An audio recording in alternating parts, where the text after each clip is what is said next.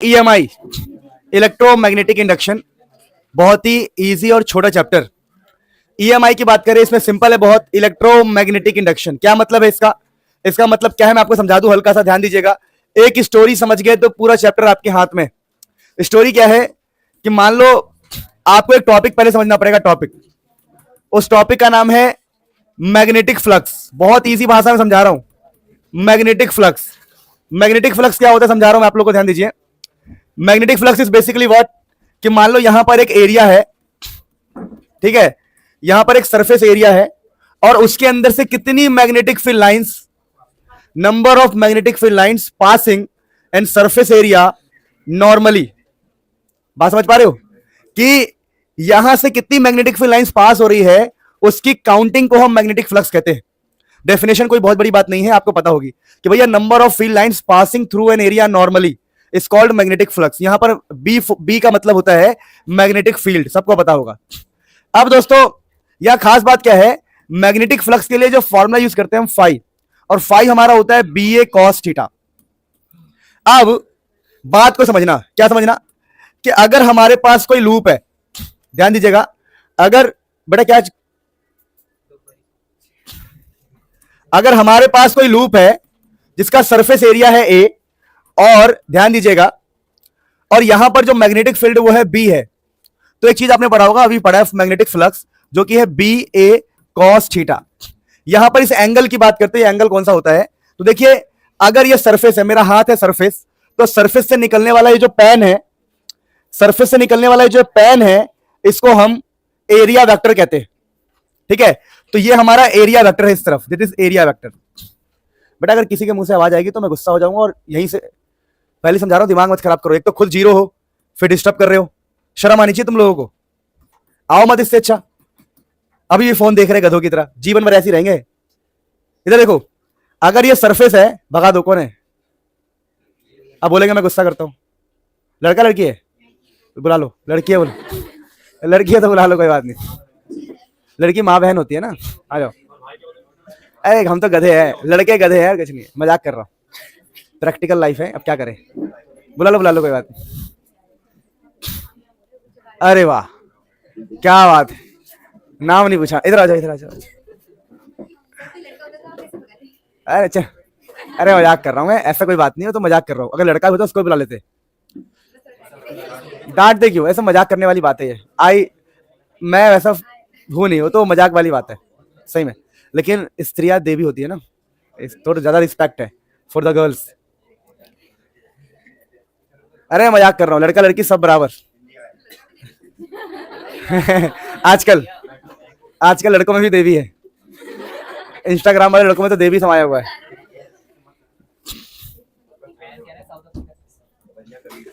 चलो मजाक बहुत हो गया। अब अगर ये सरफेस है, ये सरफेस एरिया है, तो यहां से निकलने वाले पैन को हम एरिया वेक्टर कहते हैं, तो ये एरिया वेक्टर है। और मान लो मैग्नेटिक फील्ड इस तरफ है, तो अब ये दोनों पैरेलल हो गए, तो यहां पर जो एंगल होगा उसको बोलेंगे हम 0 डिग्री। इनके बीच के एंगल को लिया जाता है, तो एंगल लेते हैं हम magnetic field vector and area vector के बीच का एंगल लेते हैं, ध्यान रखना आप लोग, ठीक है। तो यहां पर बी क्या है मैग्नेटिक फील्ड, ए क्या है एरिया, और कॉस थीटा में जो एंगल है वो मैग्नेटिक फील्ड और एरिया वेक्टर के बीच का होता है। अब कहानी क्या है, कहानी क्या है कि अब हमें समझना है कि इलेक्ट्रोमैग्नेटिक इंडक्शन किसे कहते हैं, इलेक्ट्रोमैग्नेटिक इंडक्शन किसे कहते हैं। देखिए जब भी अगर कोई लूप है, मान लो ये लूप है, ये लोहे का, आयरन का, या किसी का भी हो सकता है, तांबे का, कॉपर का, किसी का भी, कॉपर का है, मान लो ये कॉपर का लूप है, ये व्हाइट वाला। अब इसके अंदर से हमने मैग्नेटिक फील्ड को चेंज कर दिया। मान लो अभी मैग्नेटिक फील्ड की वैल्यू 10 है, और एकदम से हमने मैग्नेटिक फील्ड को 40 कर दिया, तो मैग्नेटिक फील्ड चेंज हो जाएगा, और मैग्नेटिक फील्ड के चेंज होने की वजह से आपका फ्लक्स चेंज होगा। क्या चेंज होगा, यानी कुल मिला के बात यह है, अगर किसी लूप से मैग्नेटिक फील्ड चेंज होगा तो इस लूप के अंदर करंट आएगा। क्या आएगा, करंट। उसी को बोलते हैं हम इलेक्ट्रोमैग्नेटिक इंडक्शन।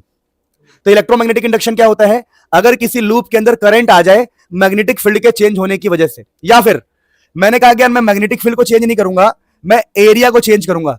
एरिया चेंज करने से मेरा मतलब क्या है, मैं इस सरफेस एरिया को छोटा बड़ा कर दूंगा। कैसे, मैंने यहां पर स्प्रिंग लगा रखा है, स्प्रिंग को जैसे खींच दूंगा एरिया छोटा हो गया, स्प्रिंग को छोड़ दूंगा एरिया क्या हो जाएगा, बड़ा। तो जब मैं एरिया को चेंज करता हूं तब भी इसके अंदर करंट आता है, तो हम कहते हैं यही है इलेक्ट्रोमैग्नेटिक इंडक्शन।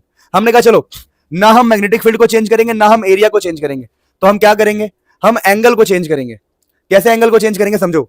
अगर मैं आपसे ये बोलूं कि देखिए समझिएगा ध्यान से, कि मैं इस लूप को घुमाने लग जाऊं इस सर्कल को, मान लो ये जो हमारा मान लो ये मेरा फोन है, इस फोन को ध्यान से देखो, अभी ये फोन ऐसा है, अभी फिलहाल हमारे केस में ऐसे रखा हुआ है, ये हमारा एरिया है ना, तो इसका एरिया वेक्टर ये रहा, देखो एरिया वेक्टर इस तरफ है और इसका मैग्नेटिक फील्ड जो है वो भी इसी तरफ है। लेकिन अब फोन से बेस्ट एग्जांपल मेरा हाथ, अभी मेरा हाथ यहां है तो मेरा एरिया वेक्टर ये है, ठीक है, और मैग्नेटिक फील्ड मेरी उंगली इस तरफ है, ये वाली उंगली, ये वाली मैग्नेटिक फील्ड भी इस तरफ है। लेकिन जैसे मैं इसको घुमाऊंगा, देखो मैग्नेटिक फील्ड तो उस तरफ ही है, पर एरिया वेक्टर चेंज हो रहा है, देखो एरिया वेक्टर चेंज हो रहा है घुमाने से।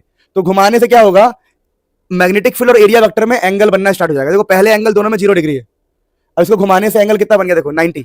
अभी दोनों में 0 है, अब कितना हो गया, 90 बन गया, 90 देखो। तो घुमाने से एंगल चेंज होगा और एंगल चेंज होने से भी इसके अंदर करंट आएगा, तो इसको बोलते हैं हम इलेक्ट्रोमैग्नेटिक इंडक्शन। तो हमने कहा अच्छा, आप ऐसे मत बोलो कि मैग्नेटिक फील्ड चेंज हो रहा है, आप ऐसे मत बोलो कि एरिया चेंज करना पड़ेगा, आप ऐसे मत बोलो कि एंगल चेंज करना पड़ेगा। इन तीनों से मिला के आपने क्या बनाया है, फ्लक्स। तो आप बोलो जब फ्लक्स चेंज हो रहा है, मैग्नेटिक फील्ड चेंज होगा तब भी फ्लक्स चेंज होगा, एरिया चेंज होगा तब भी फ्लक्स चेंज होगा, एंगल चेंज होगा तब भी फ्लक्स चेंज होगा, और जब भी फ्लक्स चेंज होगा यहां पर आपको करंट दिखाई देगा। That's why we say electromagnetic induction. तो इलेक्ट्रोमैग्नेटिक इंडक्शन क्या होता है, मैं बोल दे रहा हूं definition, whenever magnetic flux linked with a coil change, link मतलब जो लिंक है इससे, whenever magnetic flux link with the coil changes there will be production of induced current, या फिर there will be production of current, और current है इसका मतलब वहां पर ईएमएफ भी होगा, क्या होगा, तो there will be production of current या फिर ईएमएफ। तो इसी को हम इलेक्ट्रोमैग्नेटिक इंडक्शन कहते हैं। अब इलेक्ट्रोमैग्नेटिक इंडक्शन की बेसिक बातें करने के बाद हमारे पास लॉज हमें पढ़ना होता है, लॉज। तो laws of electromagnetic induction, laws of electromagnetic induction पढ़ रहे हैं हम। लॉज ऑफ ईएमआई में हमारे 2 लॉ बहुत फेमस है। पहला लॉ है आपका फैराडेज लॉ। अब तुम बोलोगे सर ये फैराडेज लॉ माने क्या, फैराडेज लॉ वही है जो मैंने आपको बताया, whenever magnetic flux link with the coil changes then there will be production of current, और इससे हम कह सकते हैं ईएमएफ, इंड्यूस्ड करंट भी बोल सकते हैं, कोई प्रॉब्लम नहीं है। डेफिनेशन को लेके आपको चिंता करने की कोई दिक्कत नहीं है, डेफिनेशन में जो बोल रहा हूं वही है। अब दूसरा क्या है, फैराडेज लॉ के बाद इसका सेकंड लॉ, ये है फैराडेज का फर्स्ट लॉ। फैराडेज का ये हमने फर्स्ट लॉ पढ़ा, फर्स्ट। तो फर्स्ट लॉ जो है, फर्स्ट वाला law, first law basically definition है, और इसका सेकंड लॉ जो है फैराडेज सेकंड लॉ फॉर्मूला है। तो फॉर्मूला क्या कहता है, देखो भैया, जब भी फ्लक्स चेंज होगा D phi by D T, जब भी फ्लक्स चेंज होगा, rate of change of flux, ये फ्लक्स चेंज हो रहा है D phi by D T, तो वहां पर ईएमएफ पैदा होगा। क्या पैदा होगा, ईएमएफ। ईएमएफ मतलब वोल्टेज। यहां पर एक माइनस साइन में फ्यूचर में लगाऊंगा, अभी नहीं फिलहाल, तो ये अभी चलो लगा दिया, कोई दिक्कत नहीं है, ये बाद में बताऊंगा इसका मतलब क्या है। तो ये है आपका फैराडेज का सेकंड लॉ। तो हमारे पास 2 लॉ है फैराडेज के, फर्स्ट और सेकंड। अब इस माइनस साइन की महिमा को लेंज लॉ सेटिस्फाई करवाएगा। अब ये लॉ, लेंज लॉ क्या होता है वो समझते, देखिए एक बहुत ही फेमस साइंटिस्ट थे लेंज लॉ। ये कहते थे कि आप कह रहे हो कि अगर यहां पर एक लूप है, समझिए यहां पर एक लूप है, और इस लूप से आप मैग्नेटिक फील्ड को अगर मान लो बढ़ा रहे हो, मैग्नेटिक फील्ड को बढ़ा रहे हो, तो ये लूप क्या करेगा, इस मैग्नेटिक फील्ड को घटाएगा। अब मैग्नेटिक फील्ड को कैसे घटाएगा, तो लोहे को लोहे काटता है, तो मैग्नेटिक फील्ड को मैग्नेटिक फील्ड काटेगा। तो अगर आपने ग्रीन वाले मैग्नेटिक फील्ड इस तरफ डाले हैं, तो वो ग्रीन वाले मैग्नेटिक फील्ड अपने अंदर से पैदा करना स्टार्ट करेगा ताकि इसको कैंसिल कर सके, यानी अपोज करेगा। इसीलिए यहां पर हम माइनस साइन का इस्तेमाल करते हैं कि जब हम यहां से मैग्नेटिक फील्ड को लगाएंगे तो लूप वहां से मैग्नेटिक फील्ड लगा के हमें अपोज करेगा। यही लेंज लॉ है। लेंज लॉ कहता है, समझिएगा, अब लेंज लॉ जो कहता है वो तो बात की बात है, पहले समझो। अब हम लॉजिकली बात करते हैं, क्या लॉजिकली बात करते हैं, एक छोटी सी लॉजिकली बात करते हैं। इन मैग्नेटिक फील्ड को अपोज करने के लिए यहां पर मैग्नेटिक फील्ड अपने आप तो आएगा नहीं, तो मैग्नेटिक फील्ड लाने के लिए क्या करता है, ये जो लूप है अपने अंदर करंट को दोहराता है, क्योंकि हमें पता है अगर ये लूप अपने अंदर करंट ले आएगा, अगर अपने अंदर करंट ले आएगा तो करंट कैरिंग वायर एक मैग्नेट की तरह बिहेव करता है, तो इसके अंदर मैग्नेटिक फील्ड पैदा होगा और वो मैग्नेटिक फील्ड इसको अपोज कर सकता है। यानी कि ये लूप क्या करेगा, अपने अंदर करंट लेके आएगा ताकि मैग्नेटिक फील्ड पैदा हो और मैग्नेटिक फील्ड इसको अपोज कर सके। अब मुद्दा क्या है, मुद्दा ये है कि इस डायरेक्शन ऑफ करंट क्या होगी। तो लेंज लॉ कहते हैं direction of current will be in such a way, direction of current will be in such a way it will try to oppose this. ये ट्राई करेगा कि इसको मैं अपोज कर सकूं। इसमें करंट इस प्रकार से होगा कि ये चाहेगा कि मैं इसको अपोज कर सकूं, रोक सकूं। बात समझ पा रहे हो? तो अब बात करते हैं डायरेक्शन ऑफ करंट के लिए हम क्या कर सकते हैं। डायरेक्शन ऑफ करंट के लिए आप एक तरीका इस्तेमाल कर सकते हैं। तरीका क्या है कि अगर आप लूप की बात कर रहे हैं, लूप, तो आपको राइट हैंड यूज करना है, पहली बात तो राइट हैंड। और दूसरी बात यह है कि जो सर्कल में आप फिंगर कर्ल करेंगे, फिंगर, जो फिंगर है आपके फिंगर वो कर्ल करने हैं, तो थंब आपको मैग्नेटिक फील्ड देगा, थंब आपको मैग्नेटिक फील्ड देगा, और जो फिंगर का कर्ल होगा वो करंट होगा। समझाता हूं, देखो मैं आपसे लॉजिकली बात करता हूं कि मेरा जो मैग्नेटिक फील्ड है वो इस तरफ बढ़ रहा है, इस तरफ मेरा मैग्नेटिक फील्ड बढ़ रहा है, तो ये लूप चाहेगा कि हम इस तरफ पैदा करें, तो आपको इस तरफ थंब रखना है। थंब मतलब मैग्नेटिक फील्ड अपोज करने वाला। थंब आप इस तरफ रखोगे ना, तो फिंगर का रोटेशन आपको करंट देगा, फिंगर का कर्ल, कर्ल मतलब रोटेट, फिंगर रोटेशन आपको करंट देगा। यानी मैंने अब इस वाले को अपोज करना है, तो ऐसे अपोज करूंगा, थंब इस तरफ, फिंगर इस तरफ, फिंगर घूमेगा, तो ये डायरेक्शन ऑफ करंट होगी। यानी लेंजलो साफ साफ कह रहा है, लेंजलो कह रहा है the direction of current will be in such a way it will try to oppose, it will try to oppose the cause, उस कारण को अपोज करेगा। तो थोड़ा सा अगर मैं एक दो क्वेश्चन आपको करवाऊं सिंपल भाषा में, तो मान लो यहां पर एक लूप है और मैं आपसे ये कह रहा हूं कि हमारे पास एक मैग्नेट है, magnet north pole south pole, और इस मैग्नेट से ऐसे मैग्नेटिक फील्ड लाइंस निकल रही है, ठीक है, मैग्नेटिक फील्ड लाइंस ऐसे बहुत सारी निकल रही है, बात समझना, ऐसे बहुत सारी मैग्नेटिक फील्ड लाइंस निकल रही है। तो अभी लूप के अंदर मैग्नेटिक फील्ड लाइंस नहीं जा रही, लेकिन अगर मैं इसको आगे ऐसे करूं, समझना ध्यान से, अगर मैं इस मैग्नेट को उठा के ले जाऊं आगे ऐसे, तो क्या अब इसके अंदर मैग्नेटिक फील्ड आ गया? तो अब इसको अपोज करना चाहेगा, अपोज करने के लिए ये मैग्नेटिक फील्ड ऐसे पैदा करेगा, तो दोबारा हम फिंगर को ऐसे रखें, थंब को ऐसे रखेंगे, और फिंगर का रोटेशन हमें करंट देगा, दैट इज करंट। तो ऐसे बेसिक डायरेक्शन वाले क्वेश्चन आते हैं। इस चैप्टर को क्लियर करने के लिए आपको मूविंग चार्ज और मैग्नेटिज्म वाले चैप्टर में थोड़ा बहुत नॉलेज होना चाहिए, ठीक है, क्योंकि वो थोड़ा सा कनेक्टेड है। तो ऐसे क्वेश्चंस आएंगे। अभी हम क्वेश्चंस पे ध्यान नहीं दे सकते, क्योंकि एक तरह से हम फास्ट में डिटेल में टॉपिक्स को जानने का प्रयास कर रहे हैं। तो हमने 3 बातें पढ़ी। फैराडेज लॉ से फॉर्मूला मिलता है, ठीक है, इस फॉर्मूले को चाहे तो हम ऐसे भी लिख सकते हैं, EMF equal to minus change in flux per unit time, D phi D T भी लिख सकते हैं, और डेल्टा फाइव डेल्टा टी भी लिख सकते हैं। अब ये जो है ईएमएफ का फॉर्मूला है, ये भी ईएमएफ का फॉर्मूला है। ये होता है इंस्टेंटेनियस ईएमएफ, इसको बोलते हैं इंस्टेंटेनियस। इंस्टेंटेनियस का मतलब है कि आपको किसी फिक्स टाइम पर, जैसे बोलते हैं ना एट, जब टाइम का गैप बहुत कम मिले तो हम D five by D T वाला फॉर्मूला इस्तेमाल करते हैं, और टाइम का हमें गैप मिल रहा है प्रॉपर, तो ये नॉर्मल फॉर्मूला है, चेंज इन फ्लक्स अपॉन में टाइम, ये है इंस्टेंटेनियस। ये बात आप ध्यान रखना, ठीक है। अब दोस्तों, तो हमारे पास 2 लॉ थे, बेसिकली 3 लॉ, तीनों लॉ को हमने समझ लिया। अब दोस्तों इस चैप्टर में ना आपको छोटी छोटी बातें समझनी है। टॉपिक आता है कि भाई हम ये समझ गए कि जब भी कहीं पर फ्लक्स चेंज होगा, जब भी कहीं पर फ्लक्स चेंज होगा, तो हमें करंट दिखाई देगा या फिर ईएमएफ दिखाई देगा। ये बात तो सही है। तो वही टॉपिक अगला आ जाता है, method of producing EMF, method of producing EMF. कैसे, कौन कौन से तरीके हैं जिससे हम ईएमएफ को प्रोड्यूस कर सकते हैं। तो देखिए हम बोलेंगे, देखो भैया ये एग्जाम में क्वेश्चन आ भी सकता है। पहला तरीका होता है कि मैग्नेटिक फील्ड को चेंज करके, जो कि हम जानते हैं। दूसरा होता है एरिया को चेंज करके, जो कि हम जानते हैं। और सॉरी, पहला ये, दूसरा, तीसरा एंगल को चेंज करके, ये भी हम जानते हैं। यहां पर एक मेथड मैं आपको बता रहा हूं, एरिया को चेंज करके। हम एरिया को चेंज करके कैसे फ्लक्स चेंज करेंगे, और जब फ्लक्स चेंज होगा, देखो फ्लक्स क्या होता है, ईएमएफ क्या होता है, minus D five by D T. अगर आप एरिया चेंज करेंगे तो फ्लक्स चेंज होगा, और जब फ्लक्स चेंज होगा तो ईएमएफ आएगा। तो एक टॉपिक होता है मोशनल ईएमएफ, ठीक है। तो मोशनल ईएमएफ में हम ये देखेंगे कि कैसे, मोशनल ईएमएफ में हम ये देखेंगे हम कैसे एरिया को चेंज करते हैं।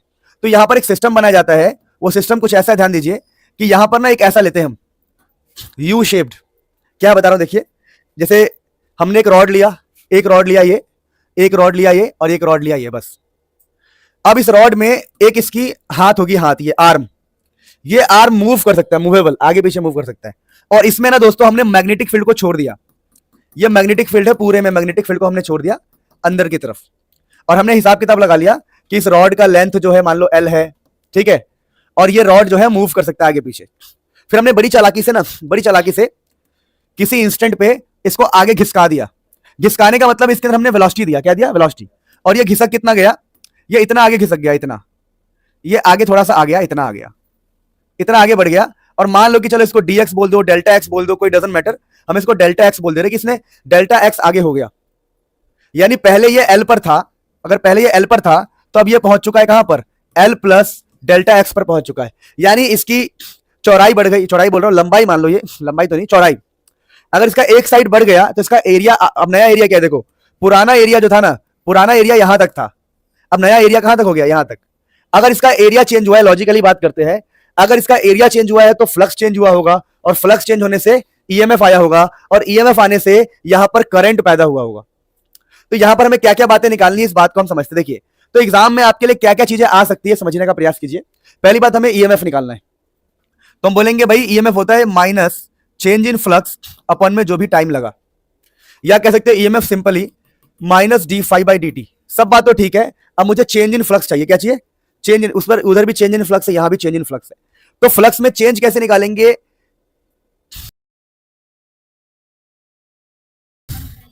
तो मैं ये कह रहा था, सुनो ध्यान से, अगर मुझे चेंज इन फ्लक्स मिल जाए तो काम हो जाएगा। तो मित्रों, फ्लक्स में चेंज कैसे निकालेंगे, ध्यान दो। हम कहेंगे देखो भाई, पहले हमारा फ्लक्स, चुप जाओ, पहले हमारा फ्लक्स था B into area, L into में जो, मान लो ये डिस्टेंस, सुन लो, इस डिस्टेंस को एल बोला था ना, इसको क्या बोल दो, रुक जाओ बता रहा हूं, रुक जाओ, इस वाले साइड को ना, यहां तो स्टार्टिंग वाले को एक्स बोल दो, और अगला वाला हो जाएगा एक्स प्लस डेल्टा एक्स, नहीं समझे, इसको तो एल बोल रखा है ना, तो एक को एक्स मान लो, एक को एक्स प्लस डेल्टा एक्स मान लो। तो हम बोलेंगे स्टार्टिंग में जो मेरा फ्लक्स होगा फाई वन, वो होगा मैग्नेटिक फील्ड इंटू एरिया, और एंगल यहां पर 0 डिग्री है, ठीक है, बाई चांस एंगल का पंगा नहीं है। तो मैग्नेटिक फील्ड बी रहेगा, एरिया हो जाएगा एल इंटू में एक्स, स्टार्टिंग में एल और एक्स है, फिर आप फाई टू निकाल लोगे, फाई टू, तो मैग्नेटिक फील्ड एरिया पता क्या हो जाएगा, एरिया एल तो एल ही है, पर एक्स में एक जुड़ गया है, एक्स प्लस डेल्टा एक्स। अब हमें निकालना है चेंज इन फ्लक्स, तो चेंज इन फ्लक्स यहां निकालेंगे, देखो तो माइनस का साइन है यहां पर, चेंज इन फ्लक्स, तो चेंज इन फ्लक्स ऐसे निकालोगे, देखो यहां पर है B L X plus delta X, चलो इसको थोड़ा खोलते हैं, खोलेंगे तो हो जाएगा B L X plus B L delta X, नहीं समझे मेरी बात को, अरे खोलेंगे ना बी एल एक्स फिर B L X delta X, तो ये फाइनल फ्लक्स है या इनिशियल। अब लॉजिकली सोचो, अगर इस वाले वैल्यू में से इसको माइनस करूंगा, phi two minus phi one, वो होगा मेरा चेंज इन फ्लक्स, तो माइनस करूंगा तो क्या बचेगा बताओ, इस वाले में से इसको माइनस करूंगा तो बचेगा बी एल डेल्टा एक्स, तो यहां पर मेरे पास बचेगा बी एल डेल्टा एक्स, है ना, इस वाले में से इसको माइनस किया ना, minus B L delta X, और अपॉन में, अच्छा सुनो, समझ पा रहे हो, देखो कैसे हुआ है, इस वाले को इसमें से माइनस किया है, फाइनल माइनस इनिशियल कर दिया मैंने, दिख रहा है, तो हमारे बचेगा बी एल डेल्टा एक्स, ठीक है, एक ही माइनस आएगा, कोई बात नहीं, तो मैग्नीट्यूड ले लेंगे बाद में। फिर यहां पे देखो डेल्टा टी है नीचे, दिख रहा है आपको, तो ये हो जाएगा देखो डिस्टेंस अपन में टाइम, वेलोसिटी, तो ईएमएफ हमारा निकल गया माइनस बी एल वी निकल के आ रहा है, क्या निकल के आ रहा है, minus B L V, minus, और अगर हम इसको मैग्नीट्यूड फॉर्म में लिखेंगे तो बी एल वी आएगा, तो ये हमारा पता क्या, ये है ईएमएफ, इसको बोलते हैं मोशनल ईएमएफ। मोशनल ईएमएफ ये देखो डिस्टेंस अपॉन टाइम को वेलोसिटी लिख दिया ना, डिस्प्लेसमेंट अपॉन टाइम, तो हमने क्या सीखा कि मोशन की वजह से भी ईएमएफ पैदा होगा, and that is going to be B मतलब मैग्नेटिक फील्ड, एल मतलब लेंथ, वी मतलब वेलोसिटी, इसको हम मोशनल ईएमएफ कहते हैं मित्रों। वैसे दोस्तों, एक अगर मान लो मैं कहूं आपसे कि मेरे पास अगर यहां पर पूरे में मैग्नेटिक फील्ड गड़ा हुआ है, और एक रॉड है जिसका लेंथ है एल, एक रॉड है जिसका लेंथ है एल, और इस रॉड को ना इसमें मैं ओमेगा से रोटेट करवाऊं, तो ये भी मोशनल ईएमएफ ही होता है। देखिए मोशनल ईएमएफ है ना, रोटेटिंग रॉड के अंदर, रोटेटिंग रॉड के अंदर एक रॉड को अगर हम घुमाएं यहां से हिंज करके, हिंज मतलब एकदम टाइटली कस दे, नट लगा दे नट, और इसको ऐसे गोल गोल घुमाए, तो इसके अंदर ईएमएफ आएगा। अब ईएमएफ होता क्या है, चेंज इन फ्लक्स अपॉन में टाइम। अगर मैग्नीट्यूड ऑफ ईएमएफ की बात करें तो अब चेंज इन फ्लक्स कैसे निकालेंगे, तो स्टार्टिंग में तो कुछ है ही नहीं, स्टार्टिंग में तो ऐसे पड़ा हुआ है, तो हमारा फाई वन तो यहां पर 0 होगा, फाई वन क्या होगा, क्योंकि स्टार्टिंग में कुछ फ्लक्स नहीं है, मेरी बात समझ पा रहे हो, स्टार्टिंग में कोई फ्लक्स नहीं है। कुछ देर बाद अगर हम देखें फाई टू, तो फाई टू कैसे निकाले, तो फ्लक्स का फॉर्मूला होता है मैग्नेटिक फील्ड इनटू में एरिया, एंगल की बात है नहीं, बी है, कॉस रहता है कॉस, तो कॉस यहां पर 0 डिग्री होता है, उसे छोड़ो। अब मैग्नेटिक फील्ड तो बी है, अब इसने क्या किया है, जो एरिया फाई टू समझो, सेकंड फ्लक्स क्या होगा, कितना इसने कवर किया होगा, पाई, अगर पूरा सर्कल बन जाए तो पाई आर स्क्वायर, सर्कल बन जाए तो एरिया हो जाएगा इसका पाई आर स्क्वायर। पर आप बात को समझने का प्रयास कर रहे हैं, क्या कह रहा हूं, तो इसका स्टार्टिंग में तो हम 0 मानेंगे, बाद में जो फ्लक्स होगा वो मैग्नेटिक फील्ड इनटू में एरिया। अब यहां पर एरिया को ए ही रहने दो, कोई दिक्कत नहीं है। तो हमने चेंज इन फ्लक्स क्या होगा बताओ, चेंज इन फ्लक्स कि भैया φ2 - φ1 जो कि क्या आएगा बी इंटू ए। नहीं समझे? अरे गधो, एक तो जीरो है ना स्टार्टिंग में, स्टार्टिंग में तो रॉड ऐसे पड़ा हुआ है, घूमा तो वो फाइनली है ना। अब यहां पर टाइम का पंगा है कि टाइम क्या लोगे। तो हम लोग ना सबसे इजी होता है हमारे लिए वन रिवोल्यूशन की स्टडी करना, कि यहां से स्टार्ट हुआ और यहीं घूम के आ गया। तो वन रिवोल्यूशन का टाइम कितना होता है पता आप लोगों को? हम जानते हैं जो हमारा स्पीड होता है, स्पीड वो होता है डिस्टेंस अपॉन में टाइम।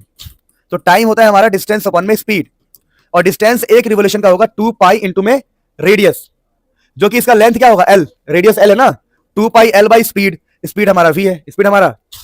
तो हमारा ईएमएफ क्या आ जाएगा, magnetic field into area by change in time, जो भी टाइम लगा है, टाइम लगा कितना 2 पाई एल इंटू में वी, 2 पाई एल इंटू में sorry 2 pi L by V है ना, वी वो वी नीचे वी ऊपर चला गया।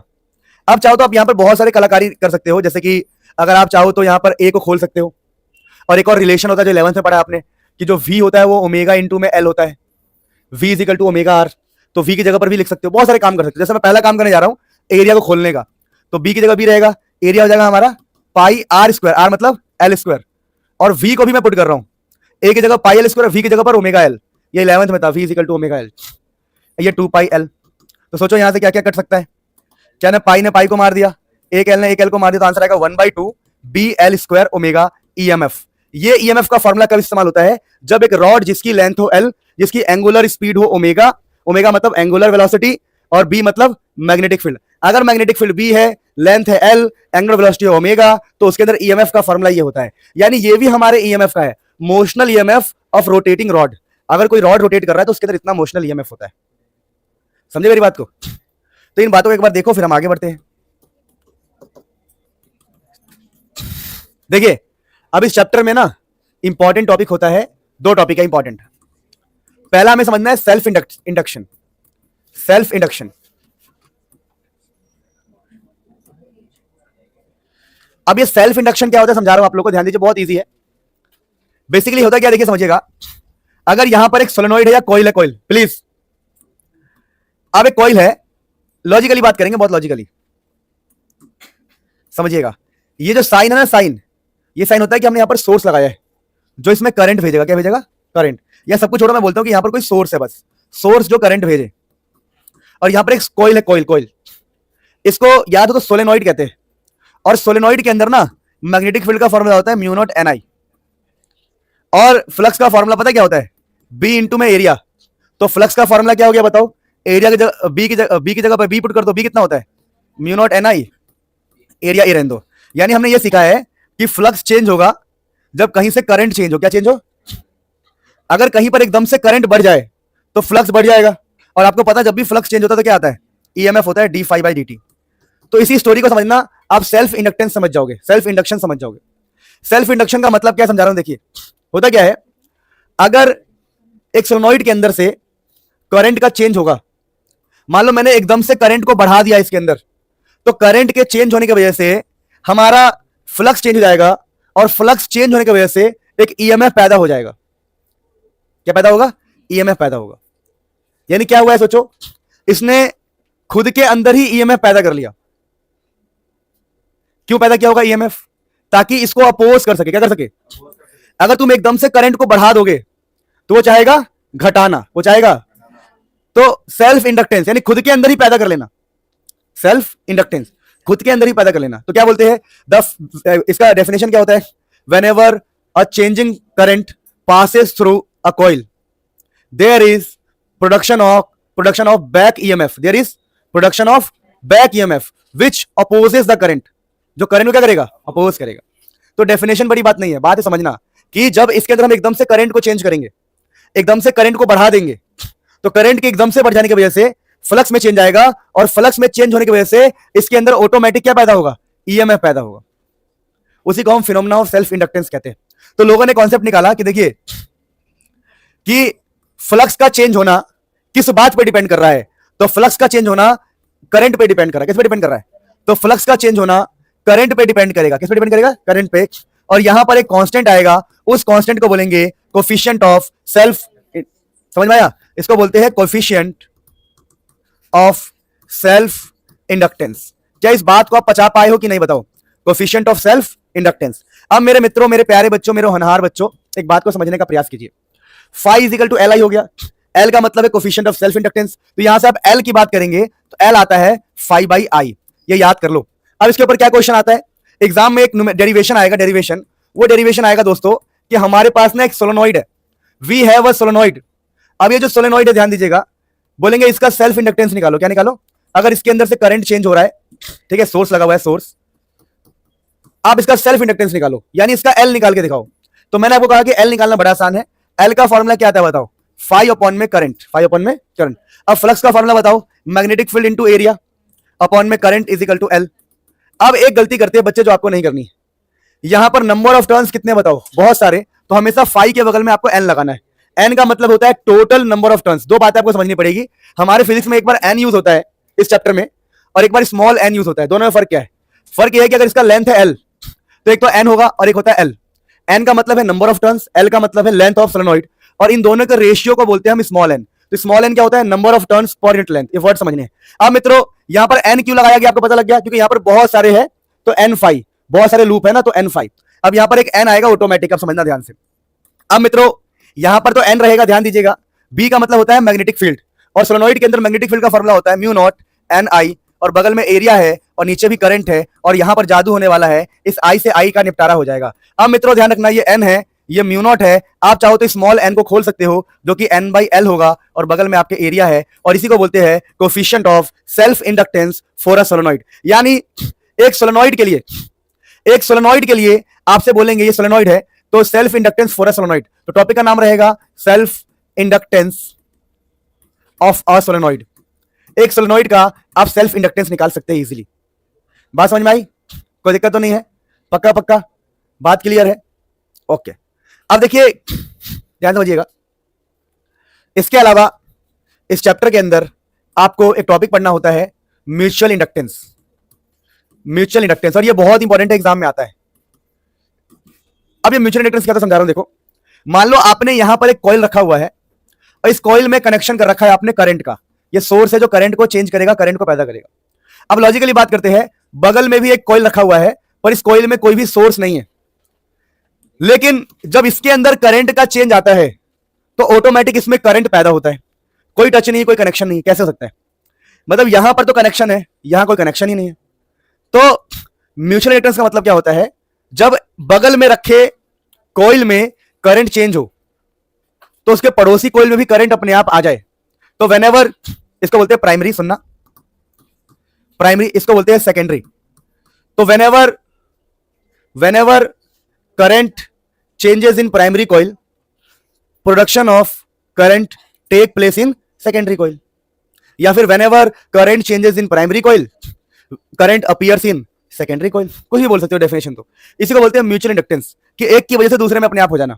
अब एग्जाम में क्या क्वेश्चन आता है? एग्जाम में क्वेश्चन आता है, पहले इसकी थियरी समझो। थियरी होता है कि देखिए, समझिएगा कि फ्लक्स चेंज होगा सेकंड में, सेकंड में आ रहा है ना करंट, तो फ्लक्स चेंज हो रहा है सेकंड में, लेकिन करंट किसका ले रहे हैं हम? प्राइमरी। पहले के करंट की वजह से दूसरे में फ्लक्स चेंज हो रहा है, क्योंकि फ्लक्स चेंज होगा तभी तो ईएमएफ आएगा, और ईएमएफ आएगा तभी तो करंट आएगा। तो फ्लक्स चेंज इन सेकेंडरी, तो करंट लेना होता है प्राइमरी का।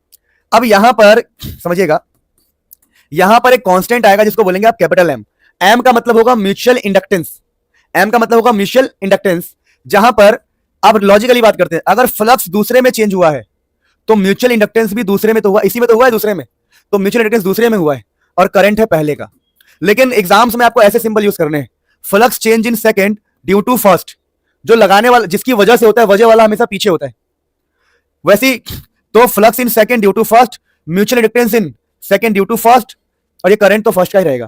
तो यहां पर M21 का मतलब समझिएगा, M21 का मतलब है mutual inductance, inductance in two due to one. मित्रों, क्या बात समझ पा रहे हो आप लोग?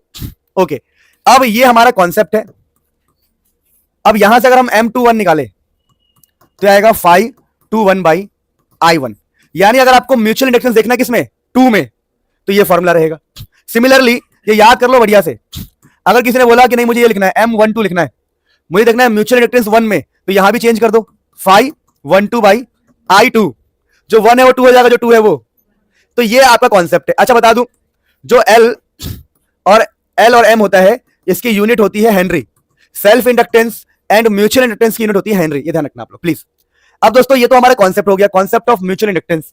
अब इसके ऊपर क्वेश्चन कैसा आता है, इसके ऊपर दो तरह के क्वेश्चन आते हैं, लेकिन पॉपुलर कौन सा क्वेश्चन है? पॉपुलर ये है कि एक सोलेनॉइड है ये, तो क्वेश्चन आता है mutual inductance of two coaxial solenoid. Coaxial solenoid वो सब लिख देंगे कि एक का रेडियस छोटा है, एक का रेडियस बड़ा है, एक का एरिया छोटा है, एक का एरिया बड़ा है, ऐसा समझा रहा हूं। ऐसा क्वेश्चन आएगा, समझना ध्यान से,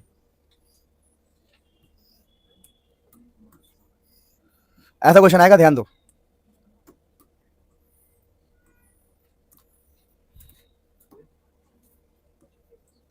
नहीं समझे?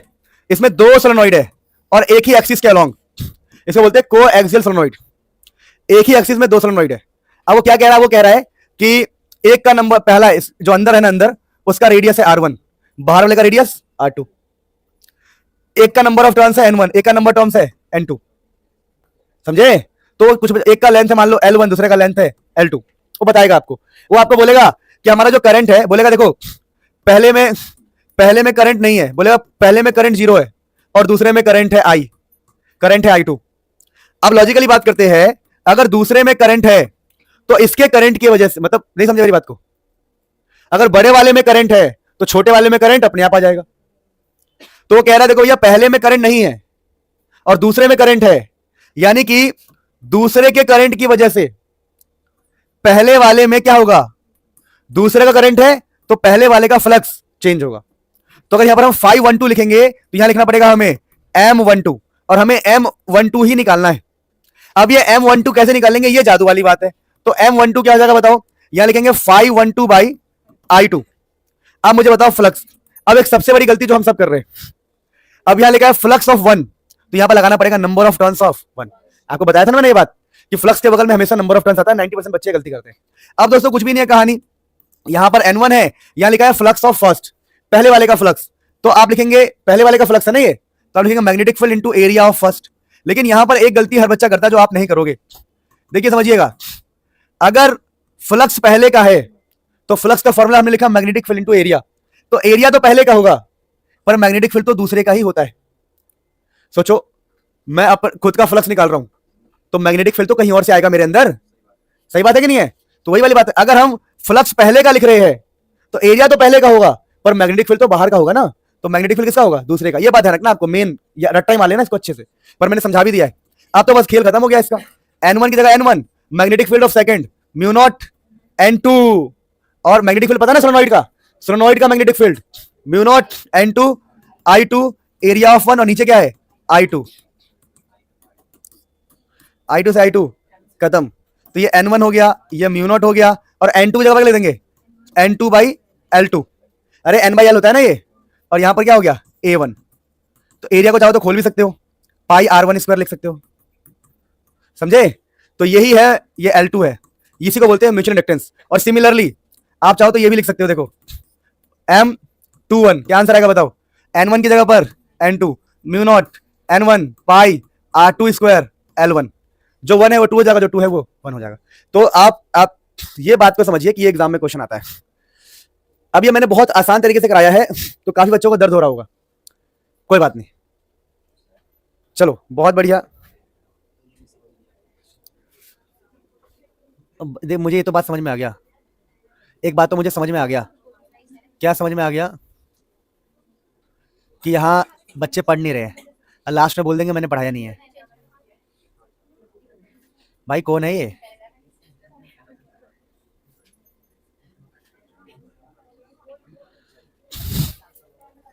क्वेश्चंस प्रैक्टिस करवा चुका हूं पहले ही।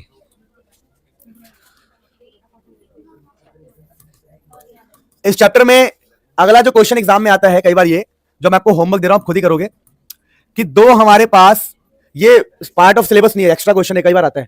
कहते हैं कि हमारे पास ना एक कॉइल है जिसमें करंट है मान लीजिए I1, और एक दूसरा कॉइल है जिसका करंट है मान लीजिए I2। ये कोसेंट्रिक कोएक्सियल 2 कॉइल्स हैं। बात समझे? क्लियर है ना बात? इसका नंबर ऑफ टर्न्स है N1, इसका नंबर ऑफ टर्न्स होगा N2। वही वाली बात, सब कुछ सारे स्टेप सेम रहेंगे। बोलेंगे बताओ म्यूचुअल इंडक्टेंस, अब देखिए बोलेंगे कि I2 0 है, ऐसे बोलेंगे क्वेश्चन। वो बोलेंगे अगर करंट दूसरे में 0 है, दूसरे में कोई करंट नहीं है, अगर दूसरे में करंट नहीं है तो दूसरे में करंट आएगा, यानी हमें निकालना है mutual inductance in second, mutual inductance due to first, क्योंकि दूसरे में करंट नहीं है ना, पहले में करंट है दूसरे में नहीं है। आपको रेडियस देंगे ए, इसका रेडियस देंगे बी, तो सेम तरीका सब कुछ सेम। बस मैग्नेटिक फील्ड का फॉर्मूला जो है ना, ये सर्कुलर लूप है तो फॉर्मूला होता है mu not I by 2r, mu not I by 2r, ये फॉर्मूला लगेगा मैग्नेटिक। मतलब सारे स्टेप तो ऑलमोस्ट सेम रहेंगे, बस ये जो आपने लिखा ना magnetic field mu naught N I, उसकी पहली बात मैं बता रहा हूं, जिनको दिक्कत है वो यूट्यूब से या गूगल से कर लेना, वरना मैंने अपने लेक्चर्स में कराए है, कुछ दिन पहले क्वेश्चन जब कराया था तब पढ़ाया था ये बढ़िया से पीवाईक्यू वाले सेशन में। इसका नाम होता है कि mutual inductance of two concentric and coaxial circular coils, ठीक है, कराया नहीं वाला हमने पहले भी। तो ये क्वेश्चन एग्जाम में आता है, पर ये पार्ट ऑफ सिलेबस नहीं है, इस चैप्टर में ऐसा बताया नहीं है, पर ये क्वेश्चन आता है क्योंकि बच्चे दिमाग तो लगा ही लेंगे भाई मैग्नेटिक फील्ड पहले सोलेनोइड का था, अब सर्कल का मैग्नेटिक फील्ड आ जाएगा, that's a very easy task, है ना।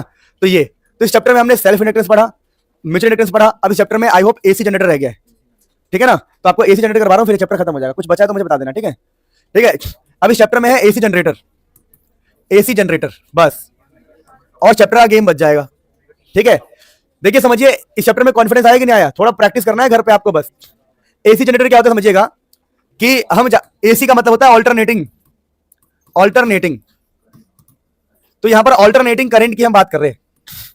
ऑल्टरनेटिंग करंट का मतलब होता है जिसके अंदर ऐसे सिचुएशंस आ रही हो, बार बार फ्लक्चुएशंस आ रही हो, पोलैरिटी चेंज हो, प्लस माइनस, इसको बोलते हैं ऑल्टरनेटिंग करंट, जो चेंज हो रहा होता है।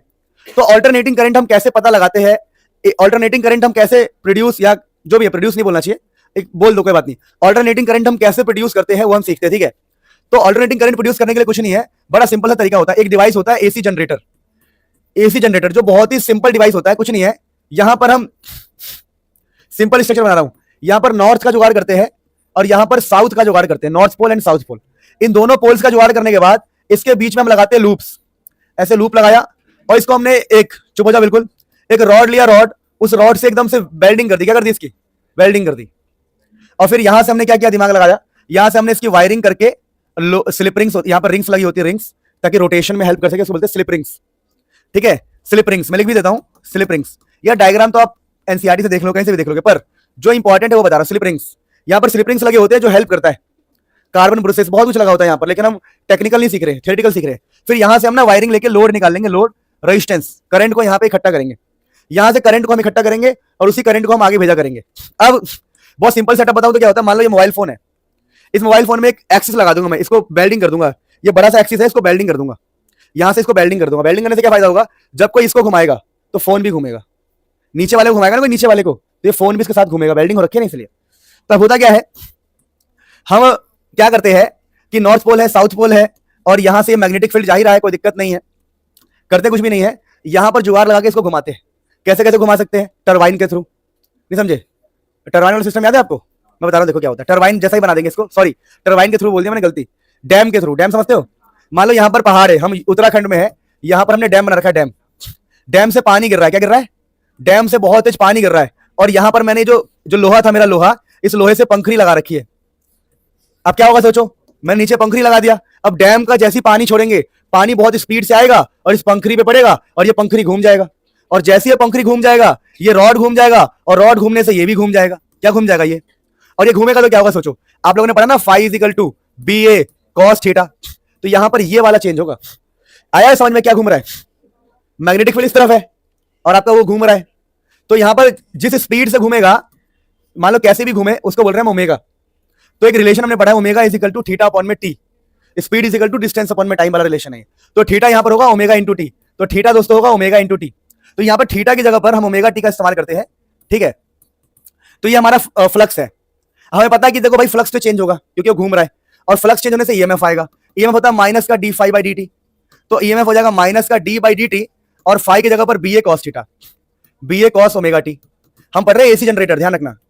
तो जो हमारा ईएमएफ होगा, बी और ए बाहर आ जाएगा, कॉस का साइन माइनस साइन है ना, कॉस का होगा माइनस साइन ओमेगा टी, ये वो वाला है ना इंटीग्रेशन वाला, तो ओमेगा आएगा बगल में, ठीक है। और एक माइनस बाहर था, यहां पर एक माइनस यहां था, और कॉस का डिफरेंशिएशन जो होता है ना, देखो डी बाई डी टी है ना, बी और ए तो बाहर आ गया, अरे यार बुद्धू है ना, कितने बच्चों को अभी तक आता नहीं होगा, सुनो, ये माइनस से ले लिया बाहर, बी और ए बाहर ले लिया, लेकिन ये डी बाई डी टी देखो डिफरेंशिएशन है किसका, कॉस ओमेगा टी, कॉस का होगा minus sign omega T into में ओमेगा।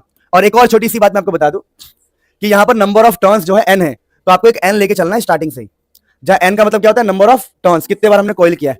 तो देखिए यहां से क्या होगा, माइनस से माइनस निपट जाएगा और एन बी ए डब्ल्यू नवाब, एन बी ए डब्ल्यू नवाब साइन ओमेगा टी। ठीक है, अब देखो ध्यान से, ये है बेसिकली ईएमएफ, ये क्या है ईएमएफ। तो ईएमएफ जो है साइन का फंक्शन है। साइन का फंक्शन का मतलब क्या है, अगर हम ईएमएफ और टाइम का ग्राफ बनाएंगे तो एक साइन का ग्राफ बन के आएगा जो कि ऑल्टरनेटिंग है। क्या है, क्योंकि साइन है ना, साइन और साइन का ग्राफ ऐसा ही होता है, तो इसी को बोल देंगे हम ऑल्टरनेटिंग ईएमएफ, इसी का नाम होगा ऑल्टरनेटिंग ईएमएफ।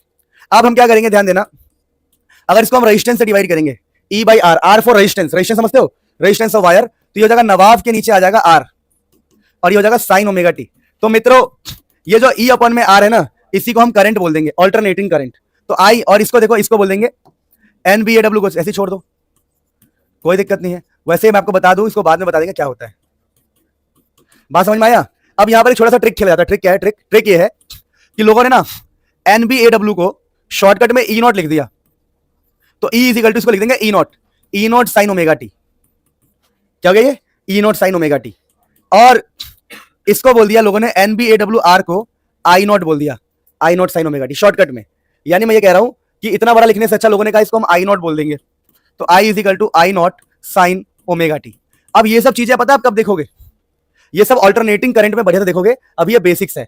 ई नॉट क्या होता है आपको बाद में पता लगेगा, आई नॉट क्या होता है आपको बाद में पता लगेगा। फिर भी मैं बता रहा हूं आई नॉट और ई नॉट क्या। देखो अगर अभी आपने अभी ईएमएफ का ग्राफ बनाया ना, तो ईएमएफ में जो सबसे बड़ी वैल्यू है, ये सबसे ऊंचाई है, इसी को ई नॉट बोलते हैं। और जब हम करंट का ग्राफ बनाएंगे, करंट सुनो, जब हम करंट का ग्राफ बनाएंगे, करंट और टाइम का ग्राफ बनाएंगे ना, तो करंट में जो सबसे मैक्सिमम वैल्यू होती है, करंट की जो सबसे मैक्सिमम वैल्यू है, उसको आई नॉट बोलते हैं। देखो कितना आसान है ऑल्टरनेटिंग जनरेट करने का तरीका, कुछ भी नहीं है। नॉर्थ और साउथ पोल मैग्नेटिक फील्ड होना चाहिए और रोटेशन होना चाहिए। रोटेट किससे कराओगे, मान लो खाली बैठे आलिया, जाओ बेटा घुमाओ, नहीं समझे, मतलब अगर डैम नहीं है तो ठीक है, मजाक कर रहा हूं। So this is the end of this lecture.